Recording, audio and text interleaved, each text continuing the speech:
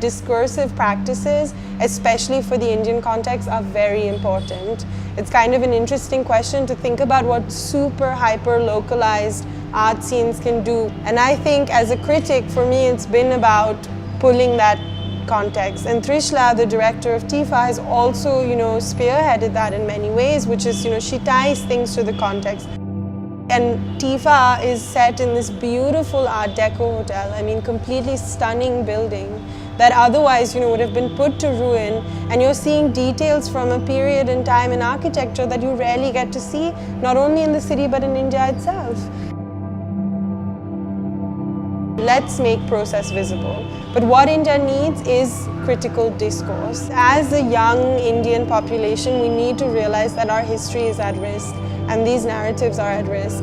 Then we need to move away from old conventions. And old conventions have shown us that sentimentality can be effective but surface, or that literalness can be easy to digest in a material form but not delve any deeper. And these are the kinds of conversations I've been having on a routine basis with each of the residents at Artel this year.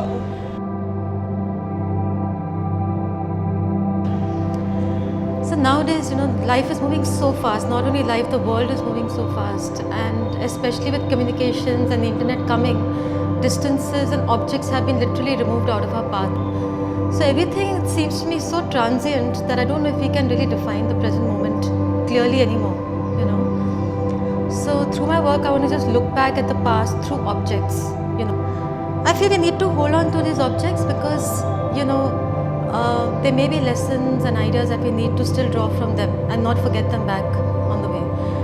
And I want to see wow, what are we giving up? When I was talking to Sky, I was trying to understand why is this belonging so important and what is this relationship giving to me, So thinking upon that, I realized that even objects have values and properties and which we imbibe over the years because we keep looking at them, interacting with them, so that interaction is not an empty interaction. This residency, I want to talk about my relationship with objects, and I want people to think about their relationship with objects they have grown up with. Different things like time, how the object has changed, that process of change, and how I have changed. So all these topics I want to weave my way through. So I have been working with material, very tactile, very visual kind of language, and I feel Ubik is doing the same thing but in a different way. He loves playing with material, his work is more playful, and he loves to explore material, which also I like to do. So I think I would like to see what his take on it is. Coming to TIFA and working out of TIFA, I was particularly interested in pushing red oxide as a material as much as further, as opposed to working with found objects, which is mostly what my practice is about. So essentially what I'm trying to do in a sense is manipulate red oxide to take over the form into which it's poured into. And I like the durational element of it. When people come for the open day, they're going to see it in almost a semi-liquid state, but they'll never get to see the solidified state. One of the works in working gesture is me going over and over again, screen printing on a blank screen with red oxide over and over again with paper. And the idea of just doing that and damaging the screen and pushing the screen to the limit, the blank screen gives me an image which almost acts as an archival of just that one scoop of red oxide coming through. And I think that one piece kind of ties up everything else in that installation. So yeah. Another artist I'm really excited in this residency and the kind of work he's making is Krista. What I particularly like about his work, especially for the residency, is the fact that he is planning to reanimate a dead object. And I really like that because my practice is almost the opposite. I try and preserve the dead object, but he's in some ways reanimating it, which I found quite interesting. I think, so I do make a lot of kinetic work, and the reason I do that is because I'm really interested in the gesture.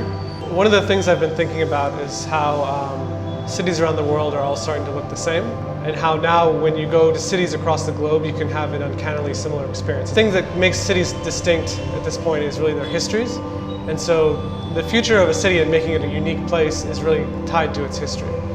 I started thinking about all the different objects in the space, and specifically the furniture, to think about their histories or imagined history. I started thinking about in particular were some of the vinyl furniture and how it looked a bit like, they looked like animals, like the couches and the chairs and so forth. Okay, so the piece that I've been working on here in particular is about sort of creating this alternate timeline or alternate history of this object, and sort of not whimsical per se, but giving it sort of this, giving it a kind of sentience that allows it to live its own life. This is more about speaking to the building itself, not so much about myself. But I think for someone who is also really focused on thinking about alternate histories, you should probably also talk to Jagrut. Being here in this building, which is like which was made in 1940s, around 1940s. Kind of, it gives you that sense of grounding to the history. I have done 2 projects. One is called Narad, and one is called The Philosopher's Wasps. So it's based on this person who lived here in 1940s, and he was an alchemist who found a way to produce gold through wasps. And then he realizes that it's you have to give it to the world. The gold is, let's make golden structures, let's make golden walls, let's make golden bridges, why not? And that's what drew him to do the walls of Tifa as gold, because this is where he was. This was his studio, because everything is through our perspective. It's human beings who have kind of idea about history. We have the consciousness to understand history, and that's why we always place ourselves in somewhere in history and somewhere in the timeline of history. And that's where I see Saubya's work kind of doing that in a way. It erases history, it erases time, and that's very fascinating. What I understand of Futures of Past is that, like I understand it as an experience of a moment where, one's past, present and the idea of future sort of, fuse together in a moment. And I think that's exactly what's happening in my works as well. So I'm using some family photographs of visits to various places of pilgrimage as a starting point. I chose this site under construction because I think it resonated with the idea of transience, abandonment. I think Samantha's idea of portraying the self and through a language which almost takes you beyond it is what I connect with in her works.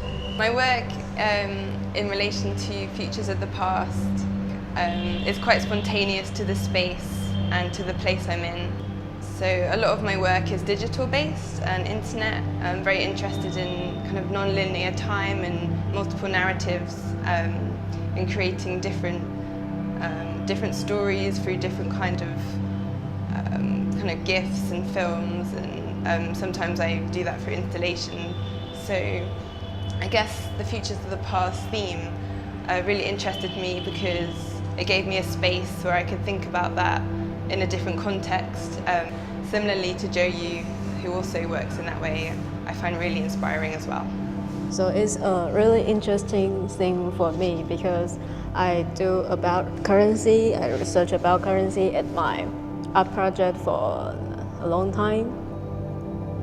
So I combine these 2 things. So this time I publish my new 500, and I combine a lot of like nuclear patterns inside. And in the exhibition and the open day, I exchange my money to audience. So audience need to use 500 to exchange my 500s. Like kind of body reaction. So this time, why I want to do this kind of performance here, where I combine yoga with Tai Chi, with a little bit like Taekwondo inside my performance, because those three things, those three kind of body is the really different way you can control your body. I'm happy to see what Ria will do. Another performance in this residency, how he will show in her work. Personally, for me, I think movement is the most primitive experience of life. As kids, we don't use words and form big sentences to tell our mother that we want to eat now or we want to whatever. So we would use gestures or we use expressions. So maybe that is something that I've kind of fixed onto. There's also a musician who's experimenting with the tools on site, with the tools available on site. So he's using hammer, chisel and other beer bottles and every other thing available on site. Finally, after 1 month, I've come up with 2 site-specific work. One is called Pause and Breathe, and which is on those 2 bathtubs kept there. And the other one is under construction, which is this site right over here, making a dead space alive. So how in Pune and almost in all the urban cities nowadays, there's this deconstruction of buildings happening, and like how bringing down the old version of an architecture and making it a completely new space. I'm actually interested in the process of deconstruction. Purane se naya kaise ban raha hai, the process of that and what goes through that. The definition of the futures or past is very interesting problem for me. I think it is a good opportunity to stimulate my aesthetic thinking once again. Prior to the past, present, the future, I decided to contemplate the concept of time and try to express past of the past.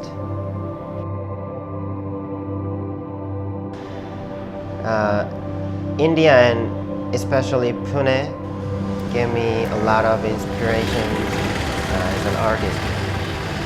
In addition,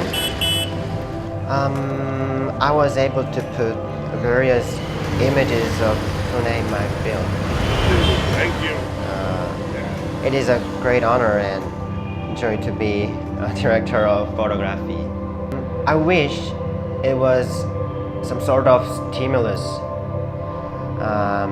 Time is non-linear, and I want my image to be analyzed non-linearly. Yeah, because everyone think the time is linear, like a past, present, future. So yesterday, today, and tomorrow. But it's comfortable to use the time or think the time, but I don't think that is time.